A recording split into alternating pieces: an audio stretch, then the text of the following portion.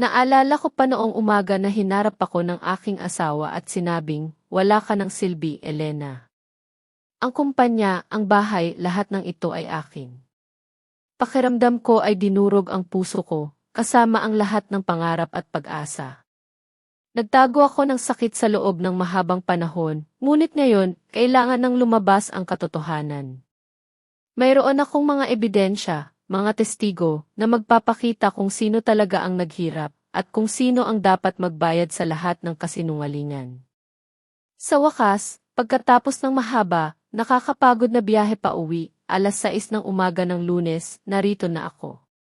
Ang aking kamay ay dahan-dahang gumalaw patungo sa doorknob, umaasa na hindi ko magigising si Elena. Ang amoy ng hangin sa gabi, na maihalong konting amoy ng pabango ni Carla, ay kumakapit pa rin sa aking damit. Nagkaroon kami ng nakakatuwang katapusan ng linggo at habang kinikilabutan ako sa isiping makakaharap ko na naman ang routine ng pagiging asawa, mayroon ding kakaibang pagkalma sa pag-iisip na ligtas na ako sa bahay, sa aking sariling kama. Ang tahimik na pagpihit ng doorknob ay tila isang malakas na ingay sa katahimikan ng umaga. Dahan-dahan kong binuksan ang pinto ng aming silid. Ang dilim ay bumabalot pa rin sa silid, ngunit mula sa liwanag ng bukang liwayway na sumisilip sa bintana, nakita ko si Elena. Nakaupo siya ng tuwid sa kama, suot ang kanyang kulay beige na dress, ang damit na isinusuot niya lamang sa mahahalagang pulong sa Prime Cargo Solutions, ang kumpanya na matagumpay kong pinapatakbo. Napatigil ako. Ang mga sapatos na hinubad ko sa pasilyo ay hawak ko pa rin. Ang aking mata ay dumapo sa tabi niya. Isang tumpok ng aking mga damit, nakalaba, nakaplansya, at nakatupi ng maayos, eksakto hanggang sa puntong nakakatakot. Ang aking puting polo, ang aking mga medyas, ang aking sinturon, ang aking shorts. Lahat ay naroon. Ngunit hindi lang iyon. Sa ibabaw ng tumpok ng damit, nakita ko ang e-burner phone. Ang maliit, lumang telepono na inakala kong itinago kong mabuti sa garahe. Ang teleponong ginagamit ko para makipag-ugnayan kay Carla. Naging tuyo ang lalamunan ko. Parang may pumilipit sa loob ko. Ang lahat ng pagkalma na naramdaman ko kanina ay biglang naging yelo. Magandang umaga, Andres, ang bati ni Elena. Ang kanyang boses ay walang kaunting emosyon, tulad ng isang news anchor na nag-uulat tungkol sa presyo ng stock market. Ang mga piraso ng pag-iisip ay nagliparan sa aking ulo. Ngunit hindi ko kayang pagsama-samahin ang mga ito para makabuo ng isang buong larawan. Nanginginig ang aking mga kamay. Elena, hindi ka pa ba natutulog? Ang tanga kong tanong. Malinaw na hindi, Andres. Malinaw na hindi. Dahan-dahan siyang tumingala, ang kanyang mga mata ay kalmado na parang malalim na lawa. Napakakalma na gusto ko na lang tumakbo at lumayas. Paano ako makakatulog, sabi niya. Huminto siya, tila pinipili ang bawat salita. Kung ang asawa ko ay gumugol ng 3 araw sa ibang babae. Humikab ako, isinara, at humikab ulit. Anong sinasabi mo? Sa pilit kong tinig, sinubukan kong ipagtanggol ang aking sarili. Sabi ko sa iyo, Miguel, at pumunta kami sa pangingisda. Ngunit pinutol ako ni Elena ng napakahinahon. Andres. Pakiusap, tumigil ka na. Kinuha niya ang e-burner phone mula sa tumpok ng damit at iniabot sa akin. Buhayin mo. Nag-aalangan ako, nagtatanong kung ano ang telepono at saan niya ito nakuha. Ngunit hindi siya sumagot. Buhayin mo, ulit niya. Code 0307. Marso 7, sabi niya. Araw ng aming anibersaryo ng kasal, 22 taon na ang nakalipas. Kinuha ko ang telepono, nanginginig ang aking mga kamay. Inilagay ko ang code, at umilaw ang screen na may malabong asul na liwanag. Isang mensahe lamang ang naroon, mula kay Miguel, ang aking matalik na kaibigan. Andy, tinakpan kita, pero huwag mo na akong tanungin ulit. Nahihiya akong magsinungaling kay Elena. Siya ay isang mahusay na babae at alam mo iyan sa iyong sarili. Ang mensahe ay ipinadala noong Linggo ng gabi, dahan-dahan akong tumingala sa aking asawa. Ito. Hindi ito ang iniisip mo. Iniliko ni Elena ang kanyang ulo.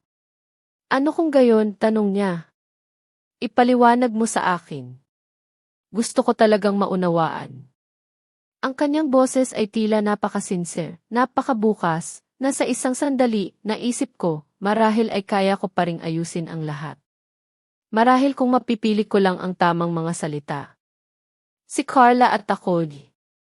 Sinimulan ko. Si Carla at ako. Ang mga salita ay lumabas mula sa aking bibig, ngunit ang aking isip ay bumalik sa katapusan ng linggo. Sa mga nakaraang araw, ang paraan ng pagtawa ni Carla, ang paraan ng paghawak niya sa aking braso, ang pagtingin niya sa akin na para bang ako ang pinakamahalagang tao sa mundo. Sa kanya, pakiramdam ko ay bata ulit ako, hinahangad. Ito ay isang matalas na pagkakaiba sa malamig na katahimikan ng aming tahanan, sa walang pagbabagong gawin ng aking buhay kasama si Elena. Nakita ko ang aking sarili na muling nagpapaliwanag sa aking sarili, tulad ng ginagawa ko sa loob ng ilang buwan. Si Elena ay malamig, ang kasal namin ay patay na. Ito ay isang krisis sa gitnang edad, siguro. Ang mga kahirapan sa trabaho, ang walang katapusang responsibilidad ng Prime Cargo Solutions, ay umubos sa akin. Kailangan ko ng pahinga, ng spark, ng isang bagay na muling magpaparamdam sa akin ng buhay. At si Carla, siya ang spark na iyon. Naalala ko ang Biyernes ng gabi. Lumabas ako ng opisina ng alas 5, sinabi kay Elena na may fishing trip kami ni Miguel. Ang kanyang tingin, kalmado ngunit may pahiwatig ng pagdududa, ay nagpakilabot sa akin. Ngunit pinawi ko ito. Kinailangan kong kumbinsihin si Miguel na takipan ako. Andy, tinakpan kita, pero huwag mo na akong tanungin ulit, sabi niya sa telepono, ang kanyang boses ay maihalong pagkabahala. Nahihiya akong magsinungaling kay Elena. Siya ay isang mahusay na babae at alam mo iyan sa iyong sarili. Hinikayat ko siya, pinapaalalahanan siya ng mga lumang utang na loob, hanggang sa pumayag siya ng may pag-aatubili. Ang pag-aatubili ni Miguel, na noon ay tila isang maliit na abala, ngayon ay bumalik at parang sumasampal sa aking mukha. Ang T-burner phone. Ito ay isang henyong ideya, akala ko. Isang lumang modelo, mahirap i-trace, na itinago kong mabuti sa garahe. Walang kaalam-alam si Elena tungkol dito. Ang paglilihim na iyon ay nagbigay sa akin ng kakaibang kagalakan. Ngunit ngayon, ang kagalakan na iyon ay durog. Nakaupo ako sa harap ni Elena, ang kanyang mga mata ay nananatiling kalmado, ngunit ang kanyang ngiti ay malungkot at malayo. Sinusubukan kong magpaliwanag, ngunit walang lumalabas na salita. At pagkatapos, nagsimula siyang magsalita. Ang kanyang boses, banayad pa rin, ay naglabas ng mga detalye na nagpatigil sa hininga ko. Carla Panganiban, sabi niya. 34 taong gulang. Sales manager sa iyong kumpanya, diborsyada, walang anak, nagrenta ng apartment sa Sampaguita Street, numero 12, apartment 47. Napailing ako. Naramdaman ko ang paglamig ng dugo sa aking mga ugat. Paano niya nalaman ang lahat ng ito? Noong Biyernes ng gabi, dumating ka sa kanyang lugar bandang alas -7, patuloy niya. Noong Sabado ng hapon, nasa kainan sa tabi ng ilog ka. Ang bawat salita ay isang bala. Nag-order ka ng pato at chardonnay. Ang waitress ay nagngangalang Elena. Buntis siya, 5 buwan. Isang malamig na simoy ng hangin ang bumaba sa aking gulugod. Elena. Buntis. Isang waitress. Hindi ito ang waitress na Elena. Pero ang kining ng pangalan at ang pagkabuntis ay nagdulot ng gulat sa akin. Isang kakaibang tadhana. Pinapasundan mo ako, bulong ko, ang aking boses ay halos hindi na marinig, ang kanyang mga mata ay nanatiling kalmado, ngunit may isang matalim, hindi nakikitang bagay sa loob nila. Ang tugon niya ay hindi na kailangan pang sabihin. Pinapasundan mo ako. Ang tanong ay lumabas mula sa aking bibig, puno ng takot. Ngunit hindi sumagot si Elena. Sa halip, dahan-dahan siyang tumayo mula sa kama. Ang kanyang mga galaw ay napakahinahon at napakakalma, na para bang walang nangyayaring pambihira. Naglakad siya patungo sa aming walk-in closet, binuksan ang pinakataas na drawer, at kinuha ang isang makapal na itim na folder na nakatali ng goma. 3 buwan, sabi niya. Ang kanyang boses ay tulad pa rin ng umaga, walang emosyon, maliban sa isang matalas na dulo na halos hindi marinig. Pinanood kita sa loob ng 3 buwan. Inilagay niya ang folder sa tabi ng tumpok ng aking mga damit sa kama at binuksan ito. Mga litrato. 12 ng mga litrato. Habang binubuksan niya ang folder, para akong nasa isang masamang panaginip. Naroon ang mga larawan. Ako at si Carla, sa parking lot ng kanyang apartment complex, na magka-holding hands. Ako, hinahalikan ang liig ni Carla sa hagdanan. Kaming dalawa, papasok sa isang restaurant, ang kainan sa tabi ng ilog, kung saan nakita ko siya na tumatawa, at nakita ko ang aking sarili, nakatingin sa kanya sa paraang matagal ko nang hindi tumitingin kay Elena. Isang gifi ng 7 pulang rosas. Isang larawan sa loob ng isang bar, at isa pang larawan sa isang coffee shop. Ang bawat larawan ay may timestamp na nakalagay ang petsa at oras, eksakto hanggang sa minuto. Ang aking mundo ay gumuho sa bawat paglipat ng kanyang kamay. Ang aking mga pagtataksil, ang aking mga kasinungalingan, lahat ay nakalantad, malinaw, walang pagdududa. Paano? Paano mo nagawa ito? Ang aking boses ay nanginginig, halos hindi ko na makilala. Si Elena, kalmado pa rin, ay sumagot. Pribadong detective. Ang pangalan niya ay Detective Reyes, isang dating pulis. Napaka-profesional at, sa pamamagitan ng paraan, hindi mahal. Inilipat niya ang ilang pahina, at sa ilalim ng mga larawan ay may mga printout ng mga chat message, ang aking mga sulat kay Carla. Ang mga salita ay tila sumisigaw sa akin, ang aking sariling mga salita, na ngayon ay nagsisilbing saksi ilaban sa akin, miss na kita hanggang bukas. Hindi na ako makapaghintay. Si Elena ay nasa nanay niya. Libre ako hanggang gabi. Ikaw ang pinakamagandang nangyari sa akin. Bawat mensahe ay kanyang hatol sa kamatayan. Saan mo nakuha ito? Tanong ko, ang aking lalamunan ay masikip. Tiningnan niya ako ng halos may awa. Ang password ng iyong telepono. Ang kaarawan ng ating anak na 4 na digit. Napaka-original. Isang sarkastikong ngiti ang kumawala sa kanyang labi. Kinopya ko ang buong sulat, 2 buwan na ang nakalipas nang iwan mo ang iyong telepono sa kusina muli at naligo. Naramdaman ko ang aking mga paa na nanlalamig. Pagkatapos ay nanginginig. Napaupo ako sa gilid ng kama, ang aking mga binti ay lumambot. Ang aking sentido ay pumipintig ng malakas na halos hindi ko na marinig ang aking sariling pag-iisip. Naisip ko, marami kayong naranasan sa buhay. Sa sandaling iyon, ano kaya ang gagawin ninyo kung kayo ang nasa posisyon ko? Ibahagi ninyo ang inyong saloobin sa comment section sa ibaba. Gusto kong malaman. Sinubukan kong ipaliwanag, desperado. Elena, maipapaliwanag ko ang lahat. Ito ay... Wala itong ibig sabihin. Nalito lang ako. Krisis sa gitnang edad. Alam mo kung gaano kahirap sa trabaho. Ngunit inulit lamang ni Elena ang aking mga salita, puno ng pait. Mahirap. Siyempre. Mahirap. Muli tumayo si Elena. Muli naglakad siya patungo sa closet. Binuksan niya ang pangalawang drawer at kumuha ng isa pang folder, mas makapal kaysa sa nauna. Alam mo ba kung ano ang ginawa ko nitong 3 buwan habang napakahirap mong nagtatrabaho? Tanong niya, hindi ako nililingon. Nanatili akong tahimik. Wala na akong masabi. Naghahanap ako ng abogado, isang mahusay at may karanasan, patuloy niya. Natagpuan ko siya. Ang pangalan niya ay Attorney Jose Mari Santos. Dalubhasa siya sa annulment, 28 taong karanasan, 70% ng mga kaso ang nananalo. Inilagay niya ang pangalawang folder sa tabi ng una, sa kama. 4 na beses ko siyang nakilala. Gumawa kami ng kumpletong inventaryo ng aming mga ari-arian. Ang bahay, ang 2 kotse, ang vacation home, ang mga bank account, lahat. Naramdaman ko ang isang bagay na humigpit sa aking dibdib. Gusto mong mag-annul?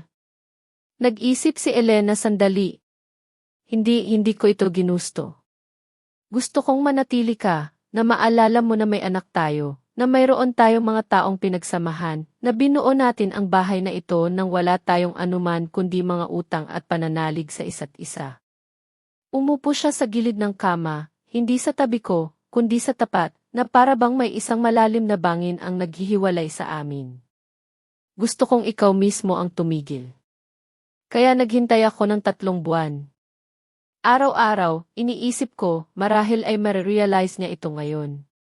Marahil ay babalik siya ngayon. Sa unang pagkakataon ngayong umaga, mayroon siyang buhay sa kanyang boses. Naramdaman ko ang sakit. Ang sakit na tunay at malalim. Ngunit hindi ka bumalik. Hindi ka man lang sumubok. Inabot ko ang kanyang kamay, ngunit umatras siya. Tumigil ka na, Elena. I'm sorry. Nagpakabobo ako. Ikaw ay tapat, putol niya sa akin. Tapat sa lahat maliban sa akin. Tapat ka kay Carla. Tapat ka kay Miguel. Mas tapat ka pa sa detective na iyon kaysa sa akin dahil hindi mo itinago sa kanya kung saan ka pupunta at kung ano ang ginagawa mo. Tumayo si Elena at lumapit sa bintana. Sa labas, nagsisimula pa lamang ang bukang liwayway. Isang kulay abong, malungkot na Lunes ng umaga. Alam mo ba kung ano ang pinakamasakit? Tanong niya nang hindi lumilingon. Hindi ang pagtataksil mo, hindi ang pagsisinungaling mo, kundi ang akala mo ay bulag ako at tanga. Mahina kong sinabi, hindi ko kailanman inisip na tanga ka. Lumingon si Elena, at sa kanyang mga mata ay may malamig na galit na kusang umatras ako. Kung gayon, bakit hindi ka man lang nag-effort na itago ang iyong mga bakas? Bakit mo iniwan ang telepono na may parehong password? Bakit mo inimbento ang mga kalokohan tungkol sa pangingisda gayong wala ka namang pamingwit? Lumapit siya sa akin ng isang hakbang. Sasabihin ko sa iyo kung bakit. Dahil inakala mong kayang tiisin ni Elena. Siya ay isang may bahay. Hindi siya pupunta kahit saan. 22 taon na magkasama. Iyon ay matatag. Hindi siya maglalakas loob. Natahimik ako dahil iyon ang totoo. Iyon mismo ang naisip ko. At ngayon narito ka, patuloy ni Elena, sa harapan ko na nakasuot ng iyong medyas, ang iyong maleta sa kotse na amoy ng pabango ng ibang babae, nagtataka, paano ko ito gagawing makalusot ngayon? Ano ang sasabihin ko? Paano ko aayusin ang lahat? Lumapit siya ng napakalapit, na naamoy ko ang kanyang pabango, ang light jasmine scent na minsan kong ibinigay sa kanya sa aming anibersaryo. Ngunit walang magiging katulad ng dati, Andres. Kailanman.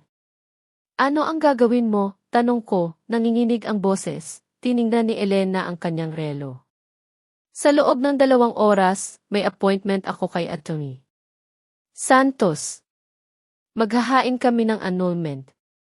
Dapat kang dumalo sa pulong na ito, patuloy niya, hindi pinansin ang aking sinabi, dahil kung hindi ay magiging desisyon ang lahat ng wala ka.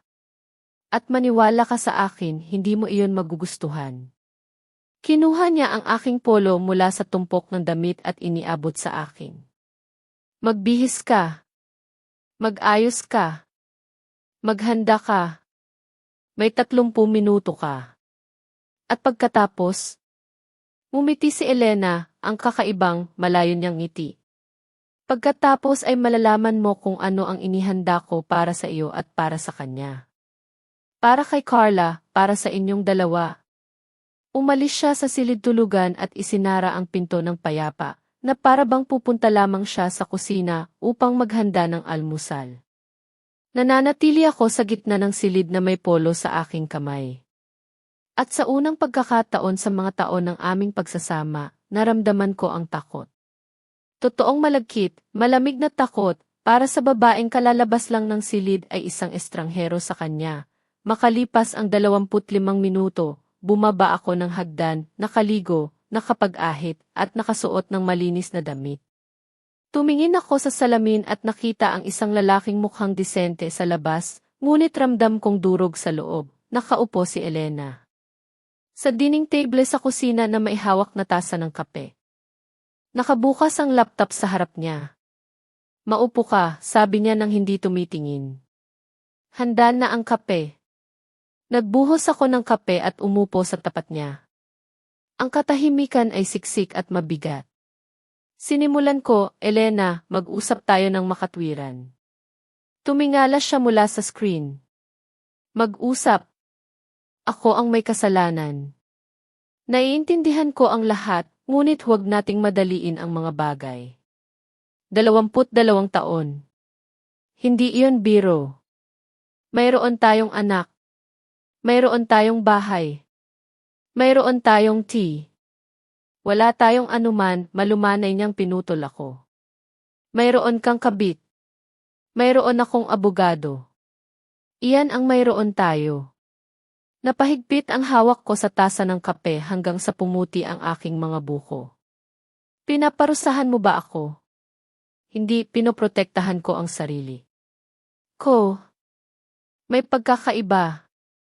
Isinara niya ang laptop at uminom ng kape. Nagtaka ka ba kung bakit ako nanahimik sa loob ng mga buwan na iyon? Kinurap ko ang aking mga mata. "Ano ang ibig mong sabihin?" Matagal ko nang alam si Carla. Hindi 3 buwan, halos 1 taon. Nanigas ako. Ngumiti si Elena nang may mapait na ngiti. Naalala niya kung paano niya naamoy ang kakaibang pabango sa aking mga damit at pagkatapos ay nakita niya si Carla sa aking opisina. "Hindi ako gumawa ng eksena," patuloy ni Elena. "Hindi ako sumigaw, hindi umiyak, hindi binasag ang anumang plato. Lumiko lang ako at umalis. At pagkatapos ay nagsimula akong mag-isip, ano ngayon? Paano ako magpapatuloy?" At naging malinaw sa akin, alinman ay ipikit ko ang aking mga mata at tiisin ito, o mangolekta ako ng ebidensya at umalis sa paraan na hindi mo kailanman malilimutan. Tumingin siya ng diretso sa akin. Pinili ko ang huli. Dumating kami sa opisina ni Atty. Jose Mari Santos. Ang abogado, isang lalaking halos 60 taong gulang, may kulay abong buhok at maayos na balbas, nakasuot ng eleganteng suit, ay bumati kay Elena. "Ginang Elena. Magandang araw. Pasok po kayo." Ipinakilala ni Elena si Andres. "Ito ang aking asawa, si Andres." Kinuha ni Atty. Santos ang isang folder mula sa drawer ng kanyang mesa, ang parehong folder na nakita ko kaninang umaga.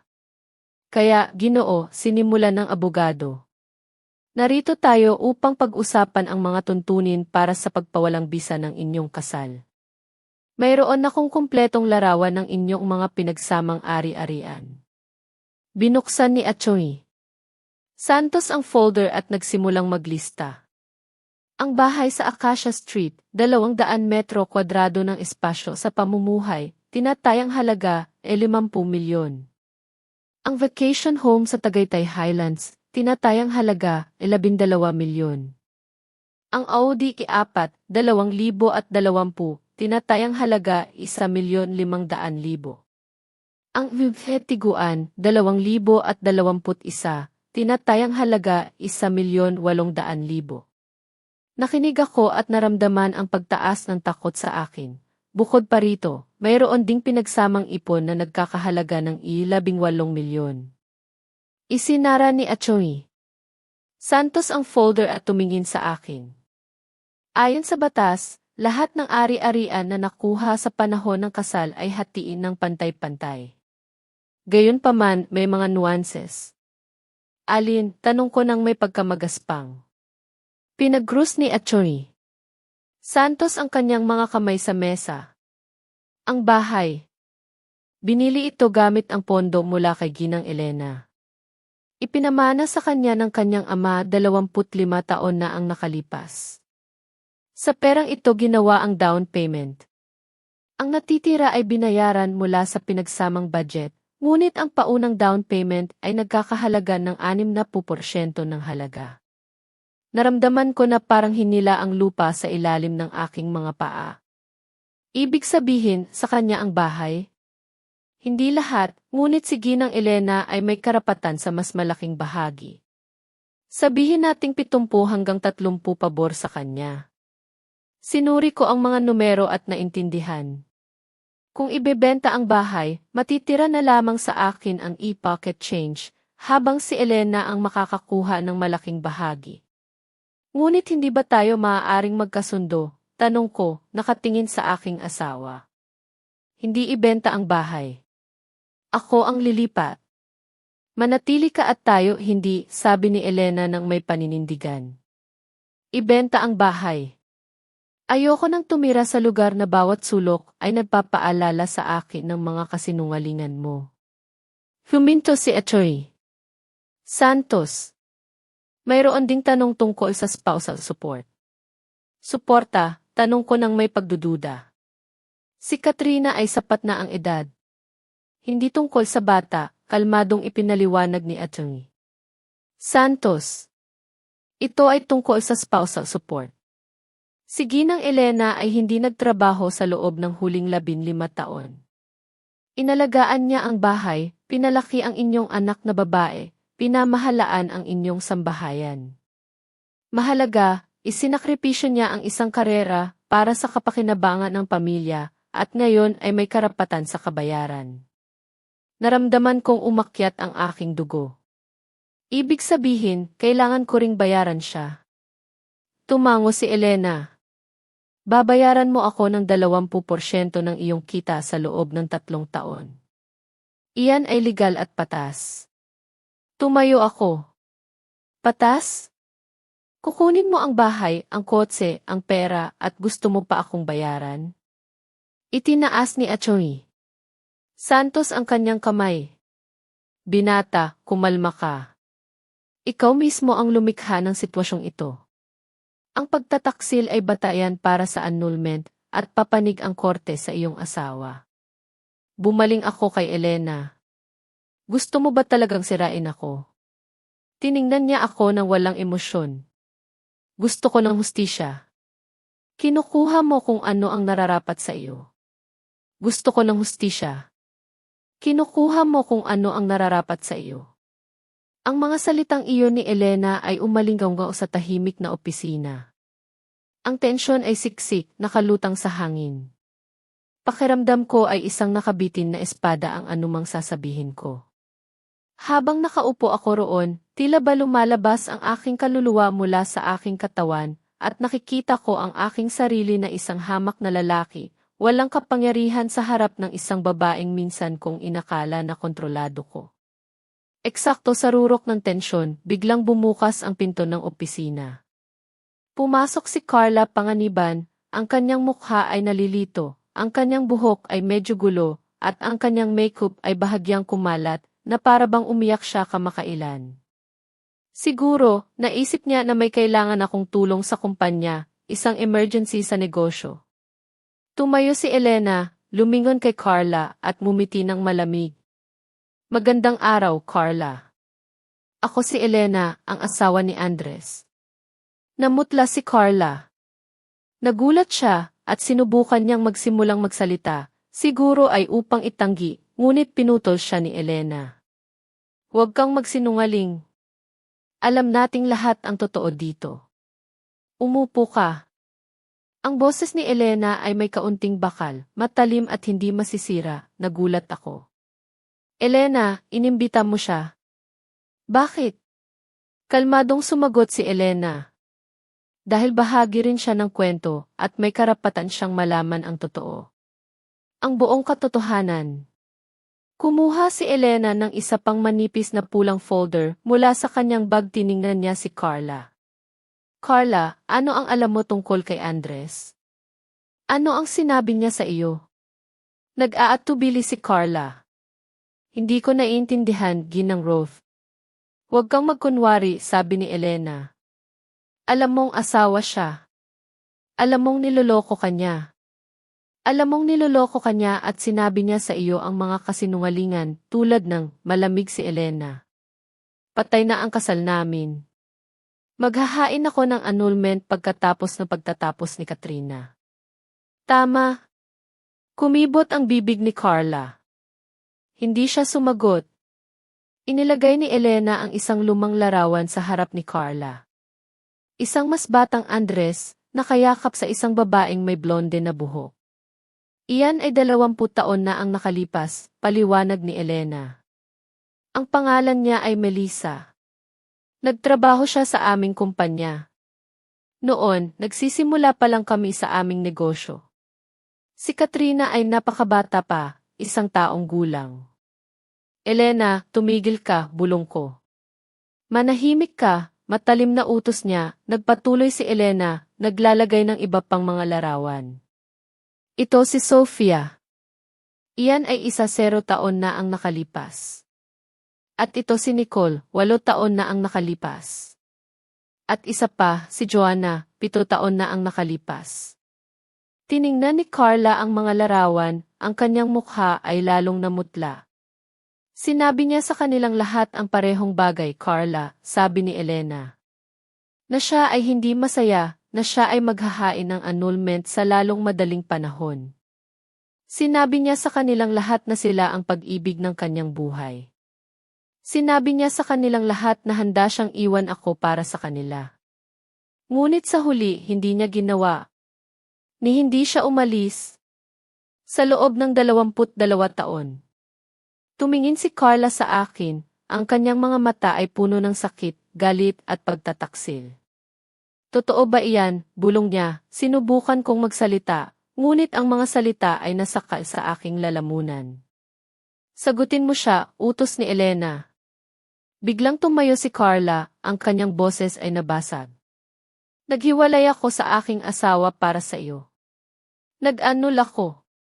Nawala ko ang bahay, ang pera, lahat dahil naniwala ako sa iyo. Dahil sumumpa ka na magsasama tayo. Bumuhos ang luha sa kanyang mukha. At ikaw? Ginamit mo lang ako. Iniabot ni Elena kay Carla ang isang panyo. Kaya ko inimbita ka rito upang malaman mo kung sino ang kinasangkutan mo bago pa huli ang lahat. Hinawakan ni Carla ang panyo, nanginginig ang kanyang kamay. Bago pa huli ang lahat. Ngumiti siya ng mapait. Nawala ko ang 3 taon ng aking buhay. 3 taon. Lumingon siya sa akin. Sabi mo mahal mo ako. Na ako lang ang isa. Na hindi ka pa naging ganoon kasaya. Sinubukan kong makisali, Carla, talagang imanahimik ka, pumutok siya. Ayoko nang marinig ang boses mo. Ibinato niya ang panyo sa aking mukha at tumakbo palabas ng opisina. Ang pinto ay sumara ng malakas na halos nyanig ang mga bintana. Napaupo ako sa upuan, pakiramdam ko ay ubos na ubos ako, walang laman. Bumalik si Elena sa kanyang upuan, ang kanyang mukha ay kalmado, halos walang pakialam. Bakit mo ginawa iyon? Bakit mo siya hinamak? Tanong ko, ang aking boses ay isang manipis na tunog. Tiningnan ako ni Elena na para bang may sinabi akong napakatanga. Hinamak. Niligtas ko siya. Nag-aksaya siya ng 3 taon sa iyo. Kung nanatili akong tahimik, mag-aaksaya siya ng isa pang 3 o 6 o 10 taon hanggang sa mare-realize niya mismo na hindi ka kailanman maghahain ng annulment dahil maginhawa para sa iyo na magkaroon ng pamilya at kabit. Niyakap ko ang aking mukha sa aking mga kamay. Halimaw ka. Hindi, tugon ni Elena. Ikaw ang halimaw. Hawak ko lang ang salamin. Sa palagay ko maaari tayong magpatuloy. Marami pa tayong kailangang linawin. Ang boses ni Atty. Santos ay nagpabalik sa akin sa kasalukuyan mula sa aking pagkabigla. Tumango si Elena. Kinuha ng abogado ang isang bagong dokumento. Kaya, bukod sa paghahati ng ari-arian, may isa pang punto. Ang iyong negosyo. Tumingala ako. Anong negosyo? Ipinaliwanag ni Achoy Santos. Ang kumpanya, Prime Cargo Solutions. Ikaw ay isang co-founder at may hawak na 40% ng mga shares. Ang natitirang 60% ay pag-aari ng iyong partner, Arturo de la Cruz. Sumingit si Elena. Ayon sa mga dokumento, ang kumpanyang ito ay itinatag 20 taon na ang nakalipas. Sa panahong iyon, 2 taon na kaming kasal at ang panimulang kapital para sa pagtatatag ng kumpanya ay nagmula sa pinagsamang budget. Nalamigan ako. Gusto mong idemanda ang bahagi ng kumpanya? Hindi isang bahagi, kalmadong sagot ni Elena, kalahati ng iyong mga shares, ibig sabihin 20%. Dahil ang negosyo ay binuo gamit ang pinagsamang pera habang nasa bahay ako kasama ang ating anak na binabantayan siya. Imposible iyan. Sigaw ko. Hindi kailanman papayag si Arturo. Hindi niya kailangan ng mga tagalabas sa negosyo. Kinuha ni Elena ang kanyang telepono at tumawag sa isang numero. Binuksan niya ang speakerphone. Pagkatapos ng 3 ring, sumagot ang isang malalim na boses ng lalaki. Hello, Elena. Hello, Arturo. Ikaw ba ay mag-isa? Nasa opisina ako. Ano ang nangyayari? Walang masama. Gusto ko lang magtanong, natanggap mo ba ang aking alok na bilhin ang mga shares ni Andres sa kumpanya? Nanigas ako. Nakuha ko, sagot ni Arturo. Pumapayag ako. 20% para sa 15 milyon. Iyan ay isang patas na presyo. Kailan tayo pipirma ng kontrata? Bukas, sagot ni Elena. Salamat, Arturo. Tinapos niya ang tawag at tiningnan ako.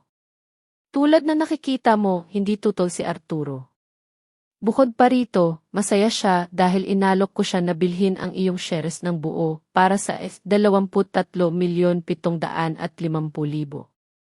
At ang 20% na legal na sa akin, binibili niya sa 15 milyon. Ang natitirang 20% ay sa iyo. Maaari mo itong ibenta sa kanya sa 8,750,000 o panatilihin at manatiling minority shareholder. Hindi ako makapaniwala sa aking narinig. Nakipag-ugnayan ka kay Arturo nang wala ako.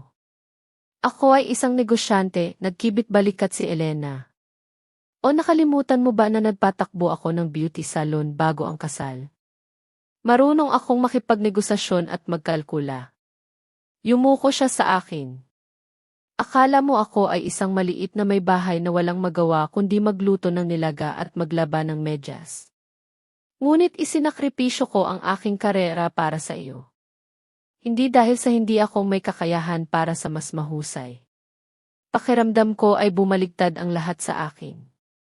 Ibig sabihin, nawala ko ang kumpanya? Hindi mo ito nawala. Ang iyong bahagi lang ang naging walang kabuluhan. 20%. Hindi ka na magkakaroon ng karapatan sa pagboto. Si Arturo ang magiging ganap na may-ari at ikaw ay isa lamang empleyadong manager na tumatanggap ng dibidendo. Sumingit si Achoy Santos. Ito ay ganap na legal. Si Ginang Elena ay may karapatan sa kalahati ng iyong bahagi dahil ang negosyo ay binuo sa panahon ng kasal at ang pagbili ng natitirang shares ni A. de la Cruz ay isang voluntaryong transaksyon. Niyakap ko ang aking ulo. Ngunit ibinigay ko ang buong buhay ko sa kumpanyang ito. Binuo ko ito mula sa simula. Nagtrabaho ako ng 16 na oras sa isang araw. Tumango si Elena. At nagtrabaho ako ng 24 oras sa isang araw ng walang weekend, walang bakasyon, pinalaki ang ating anak, pinamahalaan ang sambahayan, nagluto, naglaba, naglinis, naghatid sa parent-teacher conference. Nagbantay sa gabi ng may sakit si Katrina, habang ikaw ay nagtatayo ng iyong karera. Huminto siya. At tiniis ko ang iyong mga affair isa-isa sa loob ng 20 taon. Mumiti sa iyong mga kaibigan nang bumisita sila at tiningnan ako.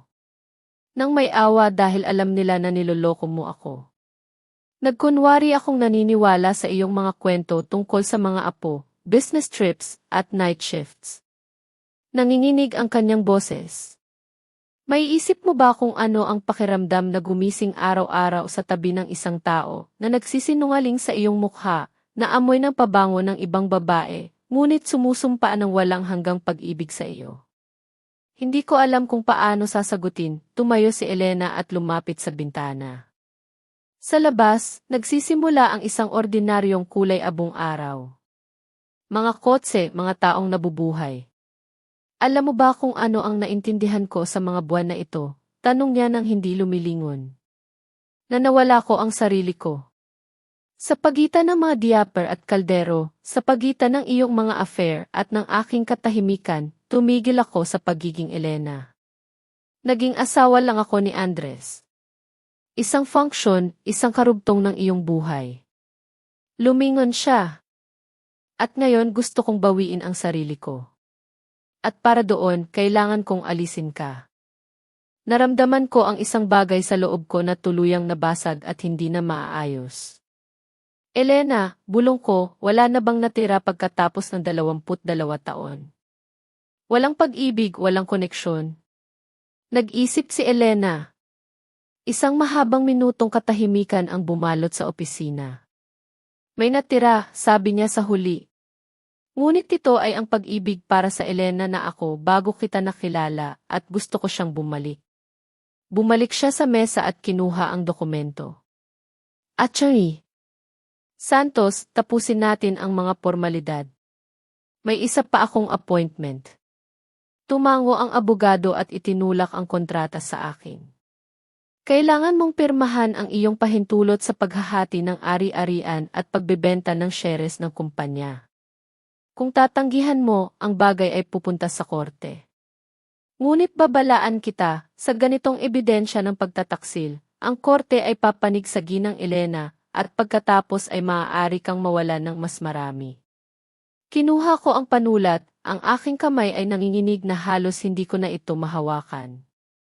At kung pipirma ako, ano ang matitira para sa akin? Binuksan ni Atchoy Santos ang calculator sa kanyang telepono. Kalkulahin natin. Makakatanggap ka ng 30% ng halaga ng bahay pagkatapos ng pagbebenta. Iyan ay humigit kumulang 15 milyon. Ang tiguan ay sa iyo ay 1,800,000. Ang vacation home ay hatiin ng pantay, ngunit handang ipaubaya ni Ginang Elena sa iyo ng buo bilang kapalit ng iba pang ari-arian. Iyan ay isa pang 12 milyon.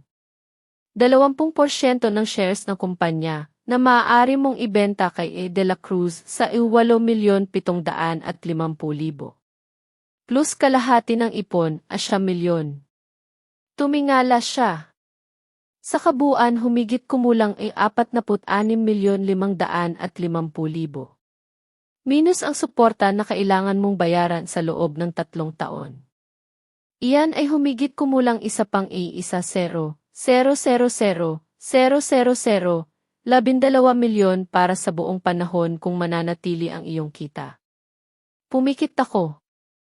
Humigit kumulang 34,550,000 as 36,550,000. Ito ay tila napakalaking halaga, ngunit sa katotohanan, ito ay isang malaking pagbagsak. Dahil nawala ko ang bahay, ang pamilya, ang kontrol sa negosyo. Nawala ko ang lahat ng binuo ko sa loob ng 20 taon. At kailan magkakabisa ang lahat ng ito, tanong ko. Sa sandaling pirmahan mo, sagot ng abogado. Ang annulment ay matatapos sa loob ng 1 buwan. Ang mga ari-arian ay hahatiin 2 buwan pagkatapos ng pagbebenta ng bahay. Ang kasunduan kay E. De La Cruz sa loob ng 1 linggo. Tiningnan ko si Elena. Iyan lang. 22 taon at tapos na ang lahat. Ganoon lang. Umiling si Elena. Hindi ganoon lang. Ikaw mismo ang pumili ng landas na ito. Sa bawat pagsisinungaling mo, sa bawat pagtataksil mo, sa bawat pagkakataon na inakala mong hindi ko mapapansin. Ipinatong niya ang kanyang kamay sa tumpok ng dokumento. Binigyan kita ng 22 taon. Sinayang mo iyon. Ngayon ako naman. Kinuha ko ang panulat at pinirmahan ang bawat pahina. Sa bawat lagda, pakiramdam ko ay nawawala ang aking buhay sa aking mga kamay. Kung patuloy kayong nakikinig hanggang dito, pakiusap, mag-iwan ng komento na may numerong 1 sa ibaba. Ito ay upang malaman ko na mayroon pa ring mga kasama na naglalakbay kasama ako sa buong paglalakbay na ito. Ang inyong presensya ang pinakamalaking inspirasyon para sa akin upang ipagpatuloy ang huling bahagi. 3 linggo ang lumipas. Ako ay nanirahan sa isang temporaryo, walang laman na apartment sa labas ng syudad. Ang ulan ay bumubuhos ng kulay abo, malungkot at walang katapusan. Ang pera mula sa pagbebenta ng shares sa kumpanya, ang 8,750,000 ay dumating, ngunit hindi ito nagdulot ng anumang ginhawa.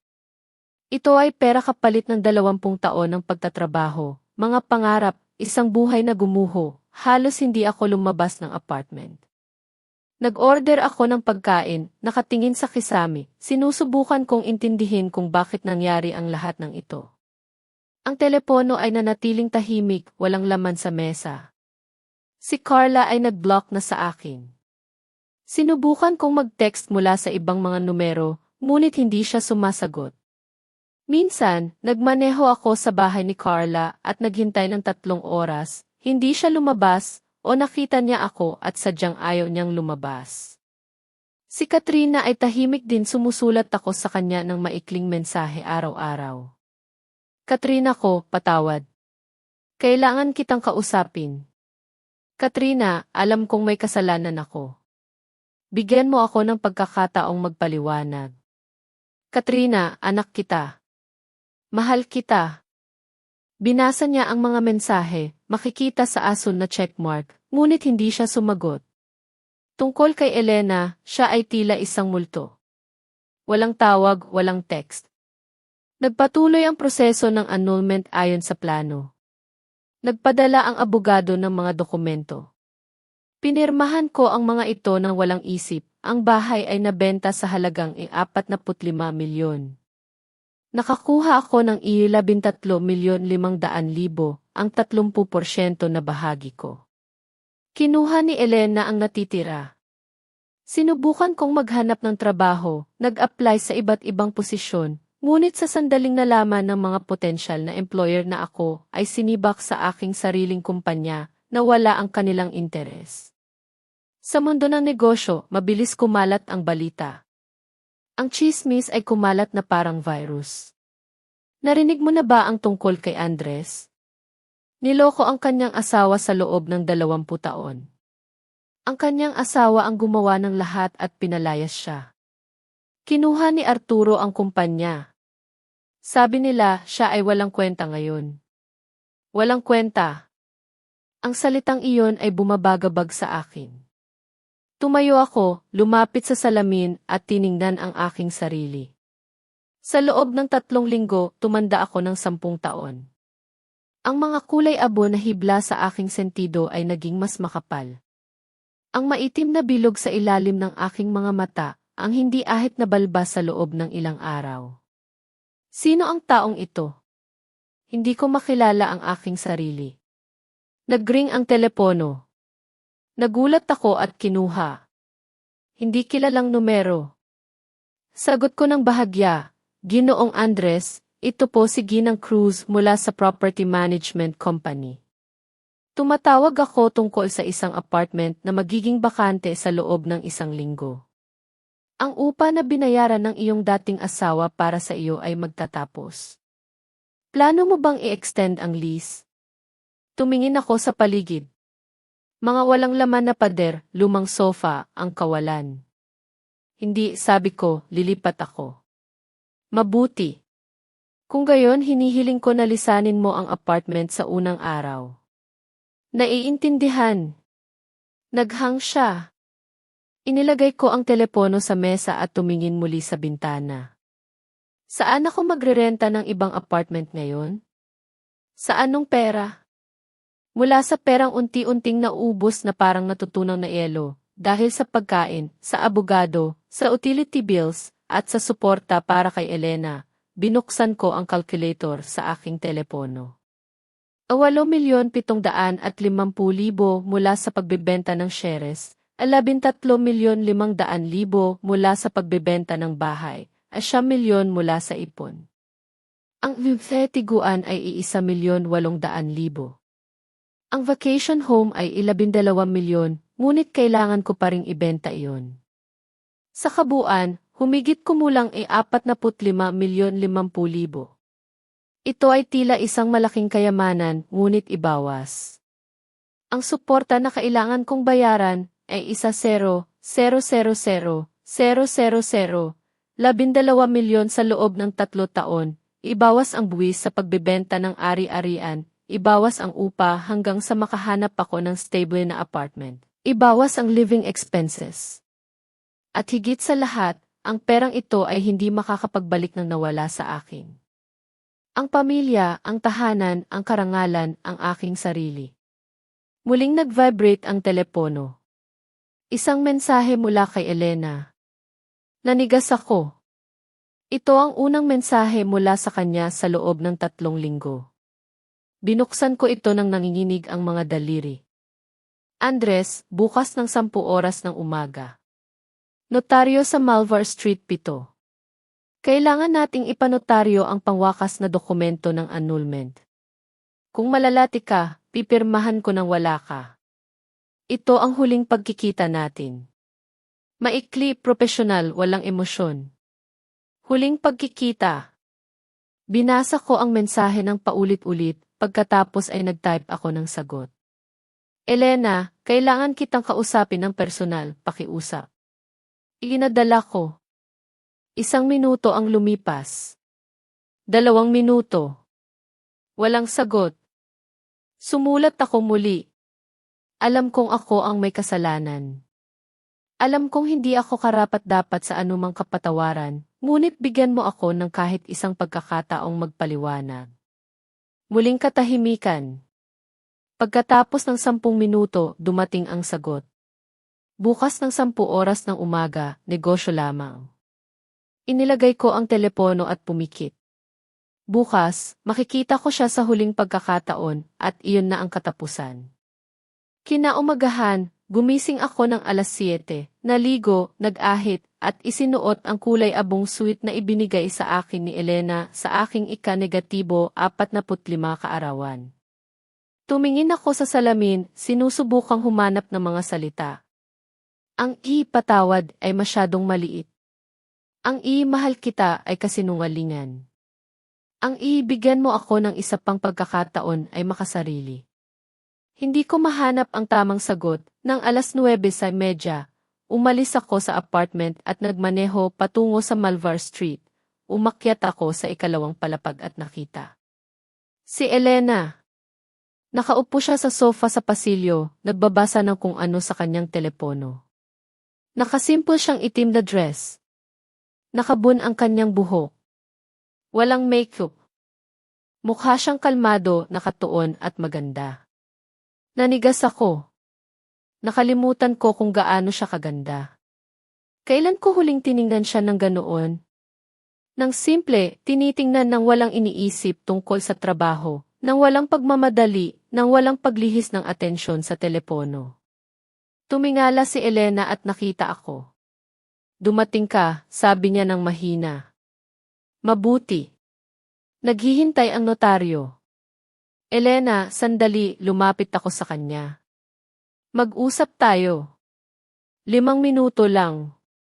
5 minuto lang. Tiningnan niya ang kanyang relo. May 0 minuto pa tayo bago ang appointment. Mag-usap. Umupo ako sa tabi niya, hindi masyadong malapit. Natatakot ako na baka lumingon siya at umalis. Gusto kong sabihin sa iyo, nagsimula ako at nabigo sa mga salita. Gusto kong malaman mo na naintindihan ko. Naintindihan ko ang lahat. Tahimik si Elena, naghihintay. Ako ay isang egoista. Inisip ko lang ang sarili ko, ang aking mga pagnanasa, ang aking ginhawa. Hindi ko inisip ang tungkol sa iyo, kung gaano ka nasasaktan, kung paano mo ito tiniis, kung paano ka nanahimik upang iligtas ang pamilya. Nilunok ko ang aking laway. Nagsikip ang aking lalamunan. Sinira ko ang lahat sa sarili ko. At ngayon, wala na akong anumang natira nang wala ka, nang wala si Katrina, nang wala ang tahanan, nang walang trabaho. Nawala ko ang lahat ng mahalaga at natanto ko na ang pinakamahalagang bagay ay ikaw. Nakinig si Elena.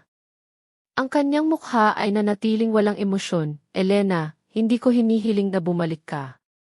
Naiintindihan ko na imposible iyon, ngunit pakiusap patawarin mo ako kahit sa iyong puso upang makapamuhay ka nang wala ang pasanin na ito. Ang pasanin ng pagkamuhi sa akin. Ngumiti si Elena ng malungkot. Hindi ako nagagalit sa iyo, Andres. Ang galit ay lumilitaw kapag mahalaga ang isang tao. Ngunit ikaw, hindi ka na mahalaga. Ang mga salitang iyon ay tumama sa akin ng mas malakas kaysa sa anumang panlalait. Hindi na ako mahalaga, inulit ko. Naiintindihan. Tumayo si Elena. Halika, oras na. Pumasok kami sa opisina ng notaryo. Isang babaeng halos 50 anyos, seryoso na nakasuot ng salamin, ang tumango sa amin. Maupo, Ginang Elena. Ginoong Andres, inihanda ko na ang mga dokumento para sa pagpawalang bisa ng inyong kasal. Kailangan ninyong pumirma dito, dito at dito. Kinuha ko ang panulat, tiningnan ang dokumento. Ang kasal ni na Elena Roth at Andres Roth ay itinuturing na napawalang bisa sa paglagda ng kasunduang ito. 22 taon, isang lagda lang. Pinirmahan ko. Mabilis na pumirma si Elena, walang pag-aatubili, tapos na, sabi ng notaryo. Opisyal na kayong naghiwalay. Matatanggap ninyo ang sertipiko ng annulment sa loob ng 1 linggo. Tumayo si Elena. Salamat.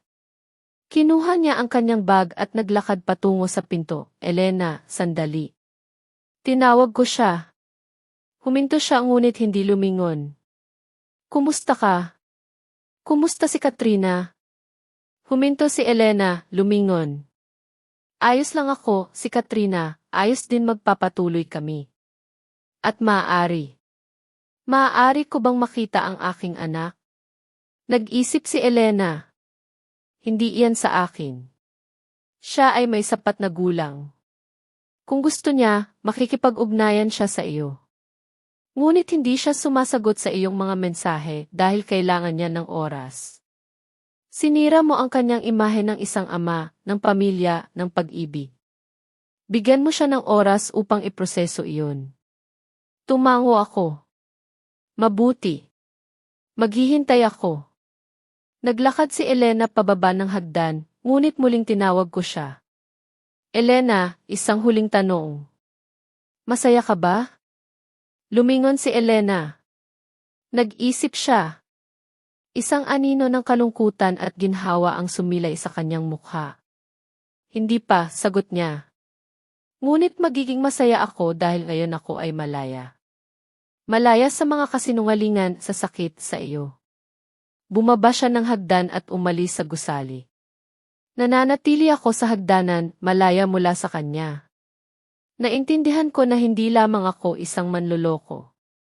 Ako ay isang bilangguan na kanyang pinagkaitan ng kalayaan sa loob ng 22 taon. 2 taon ang lumipas.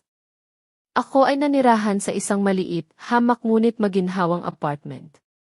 Sinimulan kong mag-ayos ng aking sarili, naglagay ng mga pintura sa dingding, bumili ng ordinaryong kasangkapan, at nag-alaga pa nga ng isang pusa. Isang makulit na pusa na natutulog sa aking kama at ginigising ako sa umaga.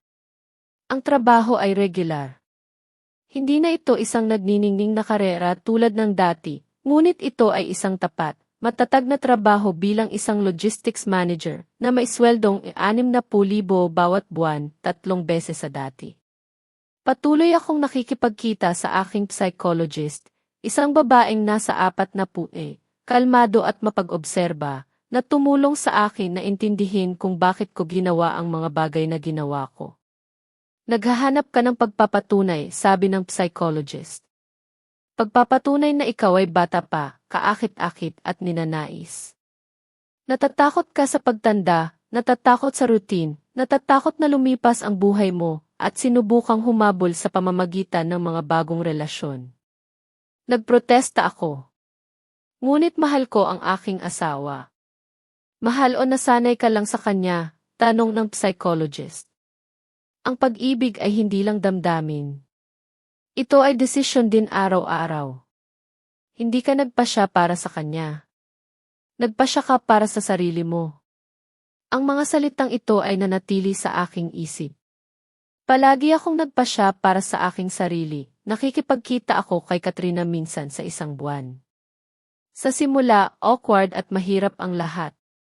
Tiningnan niya ako ng may pagdududa, ngunit unti-unti natunaw ang yelo. Nagbago ka, sabi niya isang araw, ano ang ibig mong sabihin? Naging totoo ka. Dati, lagi kang naglalaro ng papel ng matagumpay na negosyante, ang perpektong ama, ang mapagmahal na asawa, ngunit sa totoo lang, ikaw ay walang laman. Ngayon, hindi ka na naglalaro. Tumango ako. Wala. Na akong natitirang lalaruin. Ang katotohanan na lang ang natira. At ano ang pakiramdam niyan? Mabigat ngunit tapat. Ngumiti si Katrina sa unang pagkakataon sa loob ng mahabang panahon. Mabuti iyan, Dad.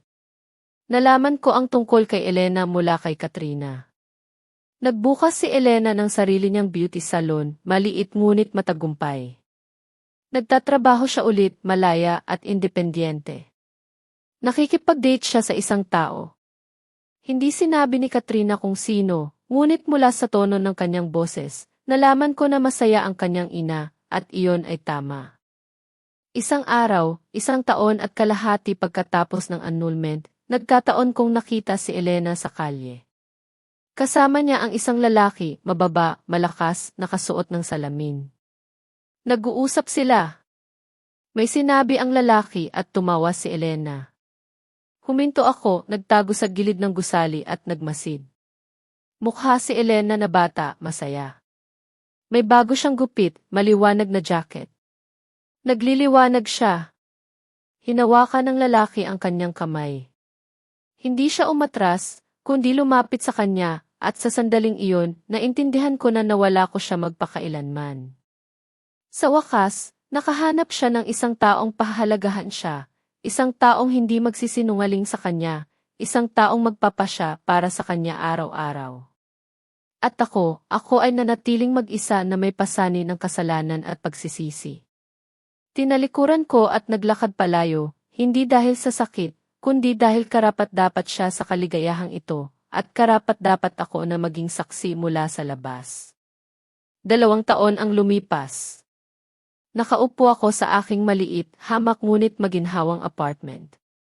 Inayos ko na ang sarili ko, naglagay ng mga larawan, bumili ng ordinaryong kasangkapan, at nag-alaga pa nga ng isang pusa, isang makulit na pusang tricolor na natutulog sa aking kama at ginigising ako sa umaga. Ang trabaho ay regular. Hindi ako nagtatayo ng karera. Basta nagtatrabaho ako ng tapat at masikap. Nakikipagkita ako kay Katrina regular bawat 2 linggo. Minsan kasama niya ang kanyang nobya. Ang kanyang nobya. Inamin ni Katrina na siya ay lesbian. Tinanggap ko iyon ng walang paghusga. Masaya lang ako na nakahanap siya ng pag-ibig. Ang mahalaga ay pinahahalagahan ka niya, sabi ko, pinahahalagahan niya ako, Dad. Araw-araw niya akong sinasabihan kung gaano niya ako kamahal.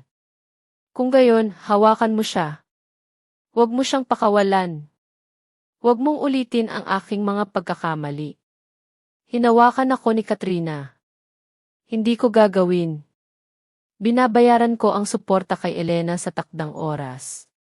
1 taon pa at matatapos na ang termino. Hindi ako humiling ng pagpapaliban. Hindi ako nagreklamo. Ito ang aking obligasyon, ang aking utang. Paminsan-minsan ay naiisip ko pa rin siya. Hindi araw-araw, ngunit paminsan-minsan.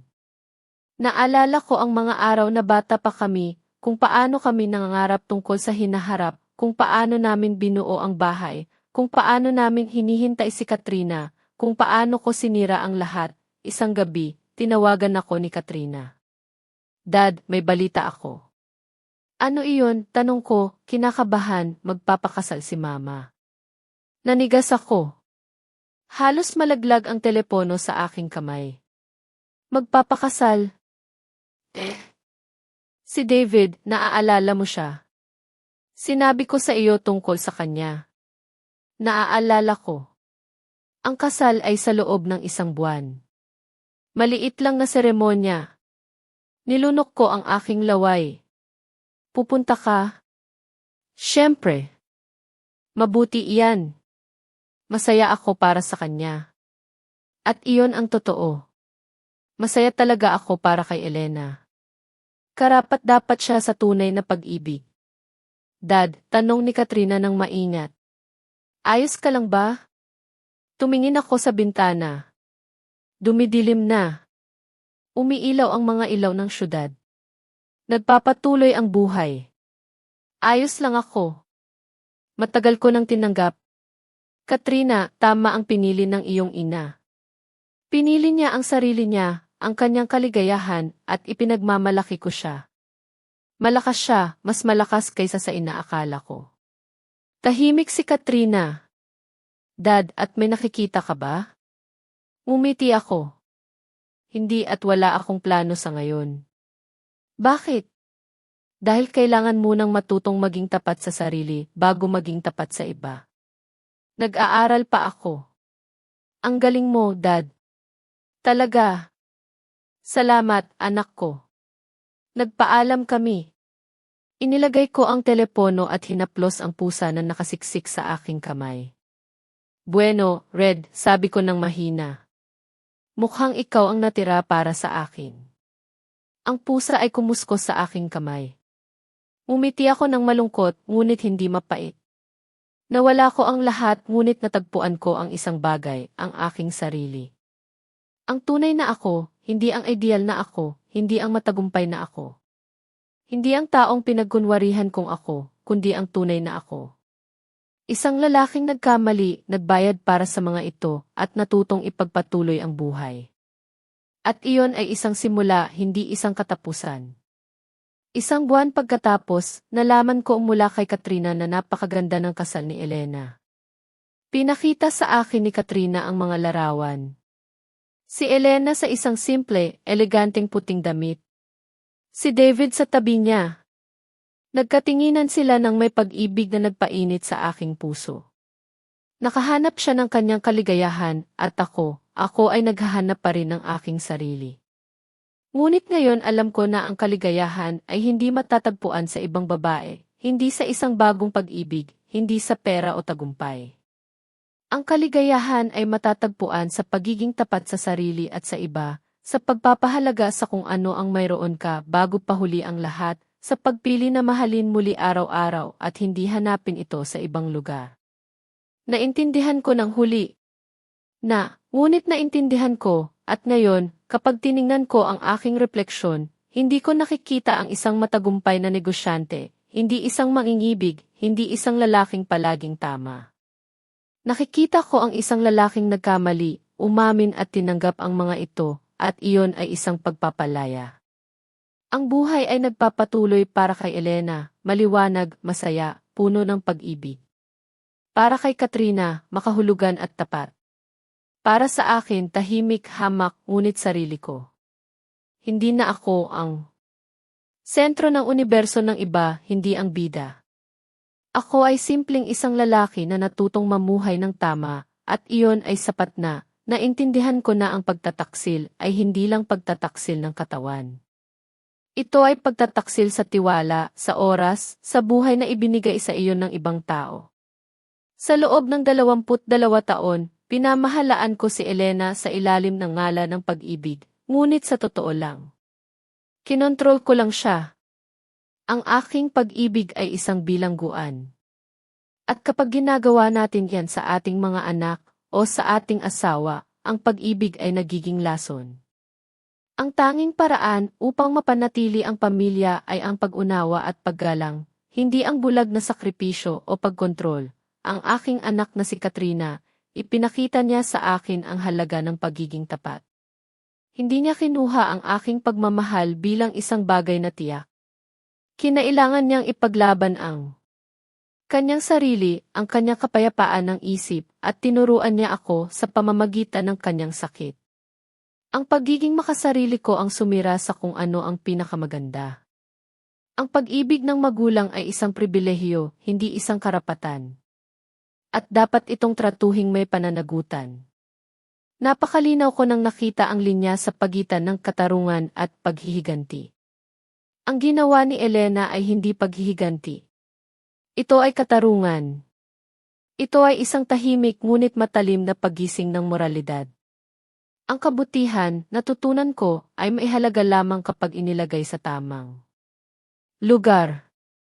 At kung minsan, ang matalino at mapayapang pagganti ay ang tanging paraan upang gisingin ang isang kaluluwang natutulog. Ang bawat isa ay may pananagutan sa kanilang ginagawa. At sa huli, ang pag-ibig ay hindi isang damdamin. Ito ay isang desisyon. Sa bawat araw, maaari kang umibig sa daan-daang tao. Ngunit ang umibig, tunay na umibig, maaari mo lamang mahalin ang taong gusto mo muli at muli, sa kabila ng routine, sa kabila ng pang-araw-araw na buhay, sa kabila ng tukso. At kung hindi mo ginagawa ang pagpili na ito, hindi ka umiibig. Ginagamit mo lang. At isang araw, ang ginamit mo ay aalis ng tuluyan, at may iwan ka sa kung ano ang nararapat sa iyo, sa kawalan. Pahalagahan ang mga tao sa paligid mo. Huwag kang maghintay hanggang huli na ang lahat, dahil ang huli na ay laging dumarating ng hindi inaasahan at pagkatapos ay wala nang matitirang aayusin. Ang kwento ni Andres at Elena ay nagtatapos na rito. Ano ang masasabi ninyo sa desisyon ni Elena? Kung kayo ang nasa kanyang posisyon, may iba ba kayong gagawin? Ibahagi ang inyong saloobin sa comment section sa ibaba. Binabasa ko ang bawat isa. Kung ang kwentong ito ay nagpakaisip o nagpadama sa inyo ng anuman, huwag kalimutang mag-iwan ng like, ibahagi ito sa isang taong pinaniniwalaan ninyong madarama rin. At mag-subscribe sa channel na Luha sa Katahimikan upang hindi mapalampas ang susunod na mga misteryo. Magkita-kita tayo sa susunod na kwento, at sino ang makakaalam, sa susunod na pagkakataon baka kayo mismo ang maging taong naghahanap ng hustisya.